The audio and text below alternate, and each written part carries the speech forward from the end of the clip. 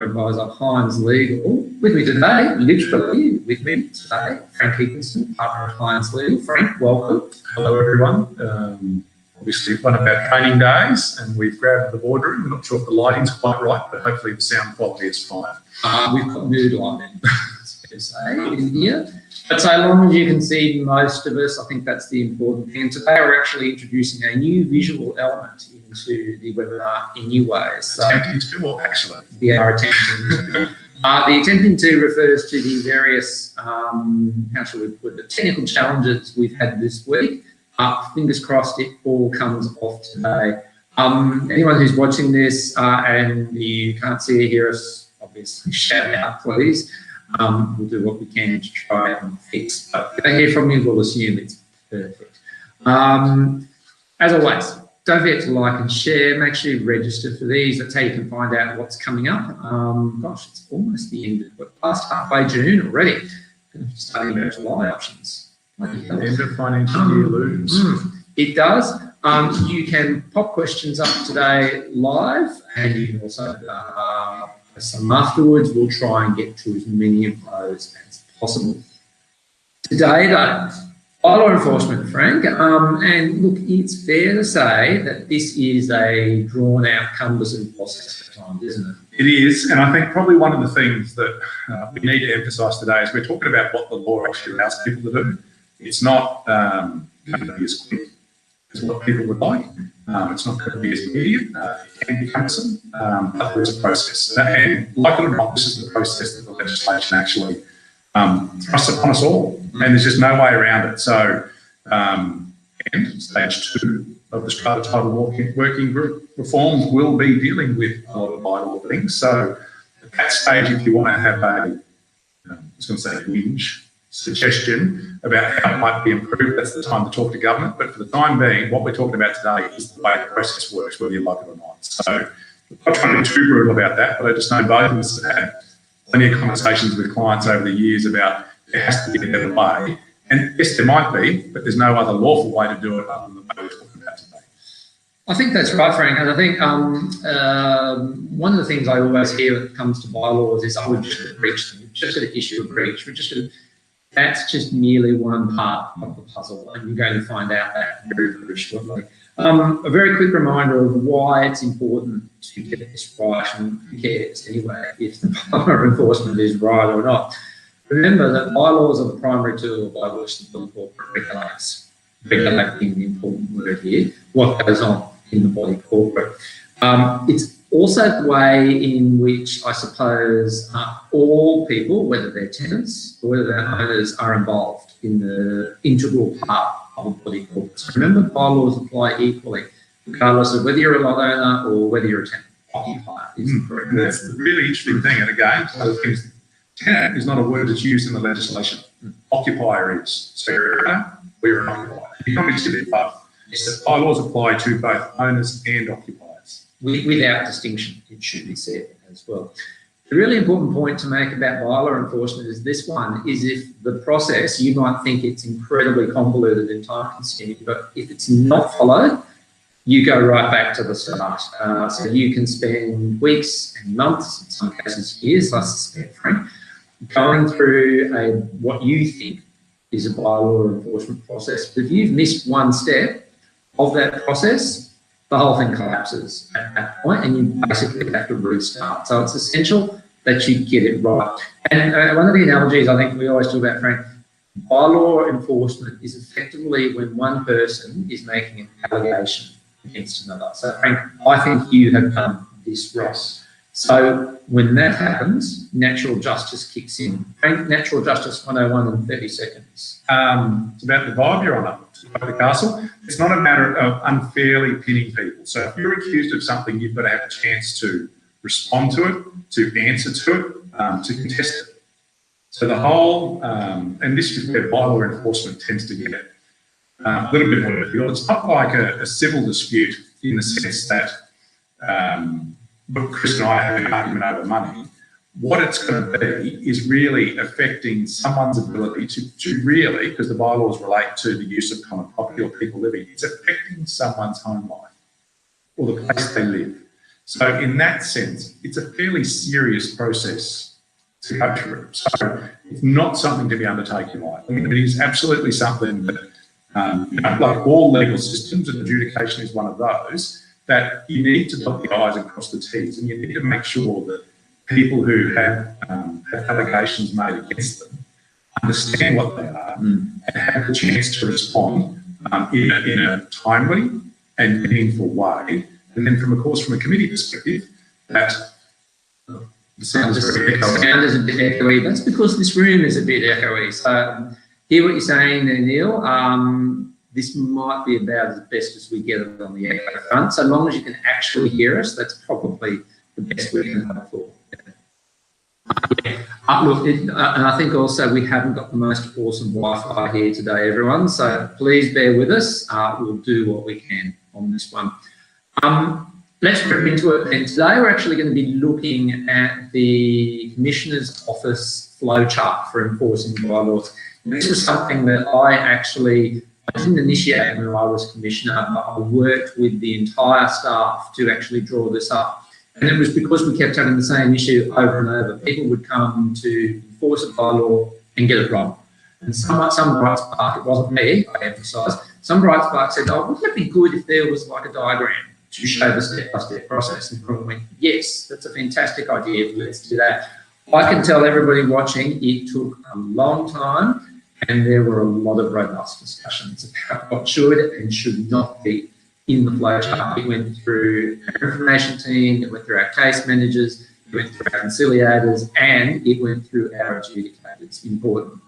So this is not simply a bunch of figures thrown onto a page and hoping for the best. I can assure you this went through a lot of best plans. So we're going to try now, fingers crossed, to introduce to you what we're talking about. So this is the Commissioner's Office Practice Direction 6, bylaw enforcement. Now, there's a lot of information there and it's all essential information. But what we really want to get to is this bit down here, the bit where Frank and I have drawn on it. Which Chris has drawn on it, that's not my scribble. So yeah, we're defacing government property here. So it's that, and we'll provide the link to this practice direction towards the end of today. You scroll down a bit after the information and here is your flowchart. Frank and I think the flowchart is effectively comprised of 5 parts and we have put different colours around each part. So let's get into it then, Frank. And I think probably the one caveat that I'll throw out there for everyone is this presupposes that the bylaw you're seeking to enforce is valid. So we're not having the conversation today about what is a valid bylaw. Obviously, there's been, I wouldn't say 1,000 words, but there's been quite a few words about what makes a valid bylaw, what doesn't, drilled into specifics.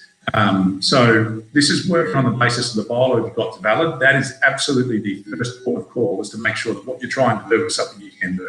But assuming that's the case, then we're into the actual process here at the moment. So the first colour that you can see behind us, I hope everybody can see behind us, refers to the first step. Before we get there, a link from us, Frank was talking there about valid bylaws. We're just popping a link up there in the chat for our bylaw review service through Crimes Legal. And that's for circumstances where you might have a suspicion that there might not be a valid bylaw or that your bylaws need a bit of work. That link should now be up on the screen. So your first one, that light green colouring, is the phase, Frank, that we're calling allegation. It is. You've done something wrong. You've breached the bylaws. You're not doing what you should be doing. All those sort of things are what this first stage is. So, of course, I mean, any allegation starts with that sort of stuff.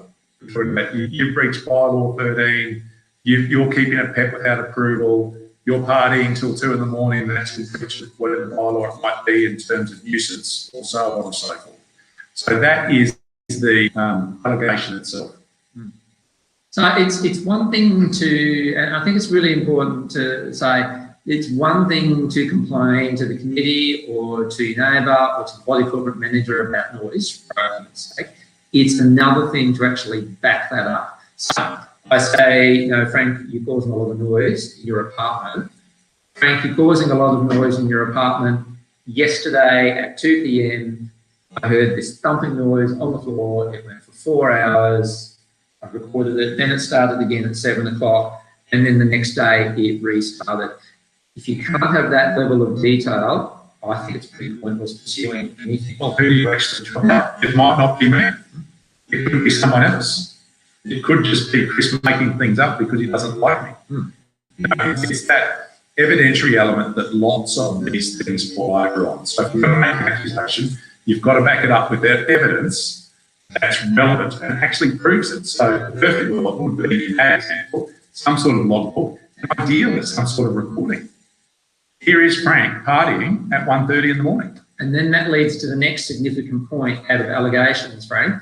Again, you actually need to know who it is that you're complaining about. Sounds obvious, but there are so many instances where you know, let's take noise again for an example. You know there's noise happening, but do you actually know where it's coming from? Because if you don't know where it's coming from, how can you make an allegation against someone? You need to be able to source it. Pet disputes are a classic one for this, where there's a concern about a dog barking, for example. It's all well and good to say, this dog barking is disturbing me, but how do I know, or how does anybody know where that barking is coming from? And one of the biggest ones we get in high-rise buildings is the poor owners that are on the ground floor that have litter come down and land on their use courtyard area or otherwise. They get up in the morning, there's whatever it is there. It could be any one of potentially 30 or 40 stories times 2 or 3 units actually threw the stuff off the balcony. It could be more than one.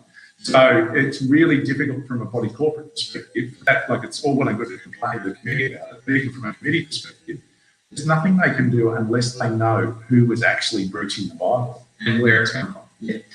We've just put a link up there to an adjudicator's order that you might like to have a look at in relation to that topic. It backs up what Frank and I were just talking about. And we'll also put up a link to section 1, which is really section 1. Sorry, my mistake. The key things that bylaws can and can't deal with, which really is where you'd say 90% of the invalid bylaws come unstuck. Absolutely. Let's move on to our amazing drawing. We have moved on to section 2, which is the dark green colouring there, and this is what we're calling consideration. So you've made the allegation in step 1. Now there's a bit of consideration about effectively its validity, I reckon. Does the body corp actually believe what you're saying in that case? Is there enough evidence to actually do something about it? And I suppose because most of these complaints will come from owners or occupiers to the committee about other owners or occupiers. Is it reasonable for the body corporate to do what has been requested of it by the actual owner? Remembering that bylaws, committees have a statutory obligation to enforce bylaws, but that means enforcement in itself to me means you're actually considering all of the circumstances that relate to that particular request. So it's not something to be done lightly. Again, back to that natural justice and back to that in terms of attacking, there's me being a lawyer again, attacking people's conduct in their own homes. It's a relatively serious decision that's sometimes undertaken a little bit too lightly. So it's not something for a committee to go off half-cocked. So it is, have we got all the information we need? Is there more information we'd like? Is it worth having a conversation with the lot owner concerned about it first before we go into formal breach notice proceedings and those sorts of things? That's that non-legal stuff we're talking about. Because as we know, anytime you threaten someone with something, it's not necessarily the best way to resolve it in the long term. The conversation is the easiest way to deal with it. And that, absolutely. At this stage, what Frank and I think is really happening is that it's giving everybody a moment to pause. Do we actually need to pursue this? Can we actually pursue this? Is there another way? We've spoken with just recently, I think, Frank, or a seminar. It was like, do you actually need to do something about it? Yes, the bylaw may be being technically breached. Do you actually need to do something about it? Those are 2 separate questions, in our opinion. We are now moving on to part 3. Part 3 is the big red section there, and don't you love my fantastic arrow drawing there? Section 3 is decision. So, again, following that through logically, allegation, consideration, decision. And the decision here, Frank, is a decision of the committee, isn't it? It absolutely is. It's not a decision of any individual. And I suppose if you were going to raise a red flag, one of the things that does cause, I think probably adjudicators to certainly slow down a second, it certainly does me, is when the complainant in relation to the bylaw breach is a member of the committee. You know what I mean? It's sort of, as much as we can talk about conflicts of interest, and certainly the people that are making the complaint shouldn't be part of participating in the decision about enforcing it. But one of the red flags is when it's the committee being particularly militant about enforcing something that affects one of them. You've got to be very careful to make sure that the process is followed and that everyone's given the chance to think twice. That pause is really important. Oh, it's very important in that case. And remembering also that simply because I or Frank as occupiers or owners make a request of the committee to enforce a bylaw, it does not automatically follow that it will be enforced at this point. No. The committee needs to be satisfied that the allegation is made out. And again, going back to the dog example, Frank, you've alleged that my dog is breaching the bylaw through its barking. Comes to the committee thinks about that, they look at the material and they go, oh, okay, I can see the log and I've got the recording, we've got, and importantly, the big one here is corroboration, isn't it? Yes. So one thing for Frank to complain about the dog barking, if 10 other people all neatly around that lot are also making the same complaint, I think that's reasonable grounds for the committee. But if Frank's the only person complaining about the dog and no other neighbours of the lot are complaining about the dog, there's something amiss there, isn't there? Yeah, well, does that point towards someone being too sensitive? Does it also point, I suppose, to someone working from home and everyone else not working from home? So that's the sort of factual things that need to go into the consideration of these complaints before you start executing people in relation to bylaw enforcement. Which leads us very nicely to item 4, and so this is the blue line here, and this is the phase that we're referring to as challenge. So you've gone through the preceding steps, a decision has been made, and in this case, the challenge, if you like, is to the decision not to do something about it or to refuse to do something about it. So again, from the individual's perspective, Frank's lodged that complaint, for want of a better expression. The committee has said, actually, no, we are not doing anything about it, or even worse, they don't respond at all. And that shouldn't happen now under new legislation. In the exact same thing, owner's motion. So from an owner's perspective, framed the right way, the committee's got to have an obligation to make a decision on something like this if the request is framed the right way within 6 weeks of the committee receiving it. Let's have a look at this, because what happens here on the flowchart is that this branches off into 2 directions. And what these 2 directions are options to enforce the bylaw either through, I suppose you'd call this the orthodox and the non-orthodox way of doing it, if I could put it in those terms. The orthodox way is it goes through the committee. So the committee is the primary body for enforcement of bylaws. The legislation and this flowchart provides you for a second way, which is the individual can do it themselves. And so that's the blue circle that you can see there in the background. So on the left-hand side, you have got, I just need to go a bit further, everybody. So on the left-hand side, you have got the individual enforcing the bylaw. So the committee has refused. So I, as Frank's neighbour, am entitled to follow this complaint through now if I feel that that decision was wrong or not a reasonable one. Yeah, or should be done, or for whatever reason you're unhappy with the outcome. You've got the ability to go and take action to enforce the bylaw. You're saying the committee shouldn't be doing it. Yep. And the way in which that happens, and if you need to take this to the Commissioner's office, this is really important, this bit. It's all well and good for the individual to do that, but the individual must attempt to resolve the matter themselves. So go back a few steps. You have asked the committee to enforce that bylaw. The committee has declined to do it. So you are then exercising the option to do it yourself. well and good, but you need to try and resolve the dispute with the individual. So in this case, I've asked the committee to enforce a bylaw against Frank's barking dog. The committee has said no. I'm not satisfied with that because I was awake last night until 3 a.m. with the barking dog. So I'm going to follow it through. I need to try and resolve it directly with Frank. Yep. How do I do that? There's all the obvious ways. I actually go and speak with you about it. I write to you. We would probably urge against confrontations in the car park, I think. Ideally, you get 7 in the morning, absolutely. Yeah. We'd probably also urge against loud knocking on the door at 3 a.m. saying, shut up, you bloody dog. Probably, I'm picking no. I'm picking no on that one. Look, and that leads us to a final option, and that's the yellow section there. And that yellow section effectively is where you've gone through, body corporate has gone through all the steps, you end up in the Commissioner's office at that point. Yeah, so that's the allegations being made. There's probably been some conversation around it. The behaviour continues, or the breach of the bylaws continue, and then you're off to the Commissioner's office to actually set an order that the behaviour you're complaining of cease. It might be by virtue of the removal of the dog. It might be that having no more parties. It's whatever the outcome is that you're seeking to prevent further breaches of the bylaws.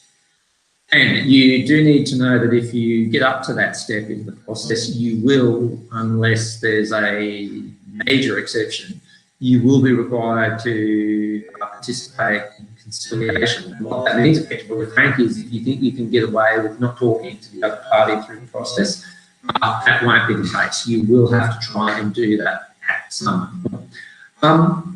We'll put the flowchart up again at the end and just go through it as a whole. But look, what does all that tell us? First thing it tells us, it's convoluted. It's involved. There are a lot of moving parts to it. And what history and human behaviour tells us, the more moving parts are included, the bigger the chance something goes wrong. Absolutely. And even the Commissioner's Office has produced Form 10s and Form 11s, the other forms that they've produced to actually bylaw breach notices, for want of a better phrase. They're not actually statutory forms, so you can do it your own way if you feel like it. But you've got to make sure that if you are going to do it, you tick all of the boxes which the legislation actually requires.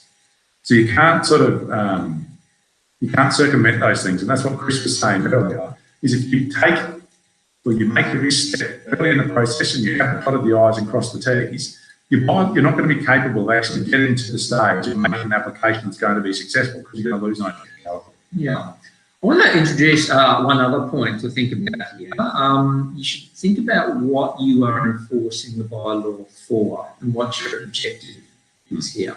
So in an ideal world, you're enforcing the bylaw because you want whatever is happening to stop, or at least you want to cut it. So that's fine.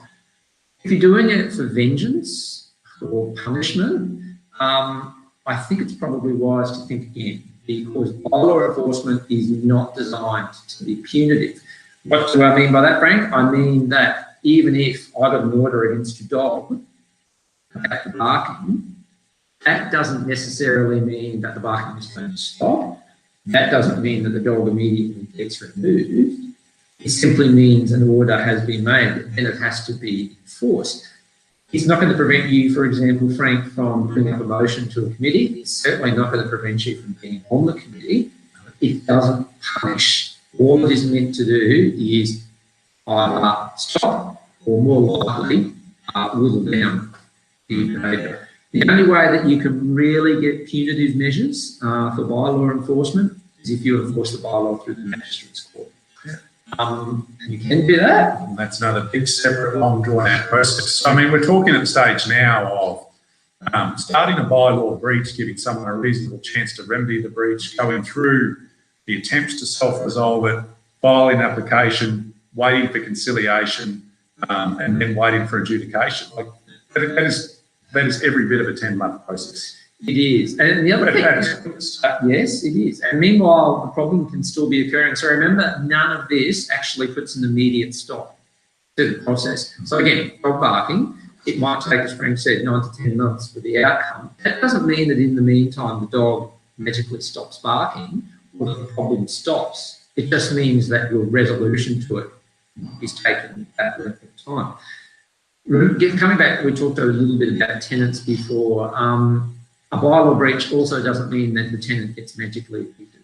No. The right to occupy a property as a tenant comes from the landlord signing a lease, which the Corp has nothing to do with. So, as much as every tenancy of a CTS lot in Queensland requires the tenant to comply with the bylaws, and if they don't, it's a breach of the lease. It's up to the landlord to actually take action with respect to that breach of the lease, not the corporate. So if the landlord doesn't care, or the landlord's son or something like that, the reality is the landlord might not do anything about it. So the corporate's left on its own to do what it can do with respect to that. And remember also that the committee can enforce directly against the tenant. They don't have to go through the real estate agent. They don't have to go through the owner. They can initiate this process directly against the tenant. The reverse is also true. The tenant can enforce bylaws directly against somebody else in skin. They don't have to go through their agent. That's a common misconception. You should absolutely try and involve the agent and the owner if you can, if you're on the committee, but you don't have to. It's a direct process. If you're talking about ways to try to resolve the issue, and that's one of the things, yes, it's long and cumbersome, and that's the painful part of it, which we started with.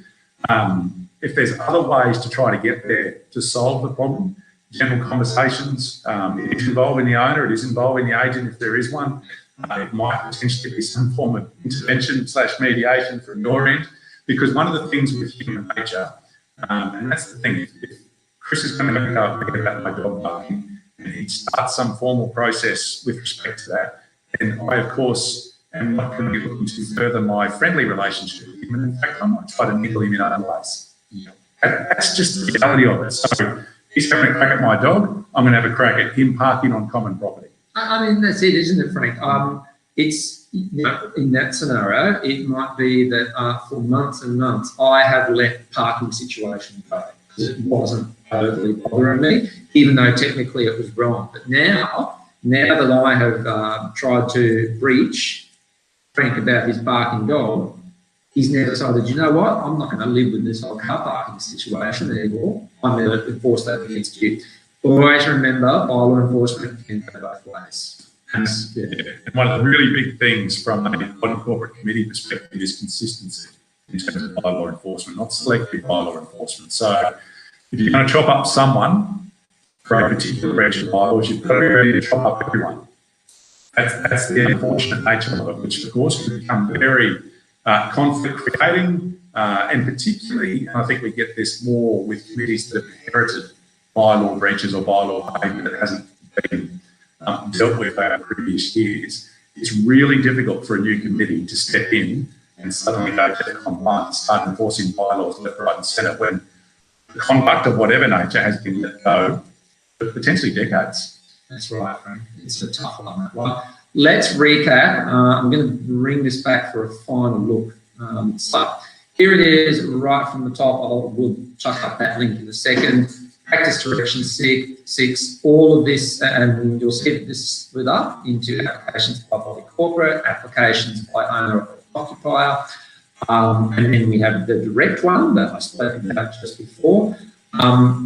There's an interesting provision in the legislation where you actually can dispense with all of that, but it would need to be for some pretty exceptional circumstances. I can tell you in all my time as Commissioner, we never had one of those qualify. The actual chart itself, let's recap. Section 1, allegation. Section 2, or Part 2, consideration. Big red line here, decision. This is challenge phase. Things might actually cease at phase 3, but if not, they proceed here. It's at phase 4, challenge. And then part 5, dispute. And that's a dispute in 95% of cases in the Commissioner's office, with an option to go to the Magistrates Court if you really want. We're just going to pop that link up on screen now. The process with bylaw enforcement, it's difficult, particularly if it's your first time at this particular rodeo. Legal advice is probably not a bad idea, and especially if you know it's going to be a difficult, the other party's going to be. It's got to start with whether the bylaw is valid. And again, one of the big furphies in these things, it's in the CMS, it must be right. That's not the case. And the Bylaws Office doesn't check them, they just register them. So it's one of those things that committees have to be particularly careful of, as well as lot owners if they're seeking to enforce bylaws. So as much as practice direction 6 is the complete Bible in terms of process for bylaw enforcement, still outside that is the thing actually valid in the first place? That's right. That's right. And that's kind of a standard issue, but we've run out of time. Look, thanks everybody, and thanks for your patience today. I know that the setup was not ideal, but hopefully you got most of it that you could get out of it today.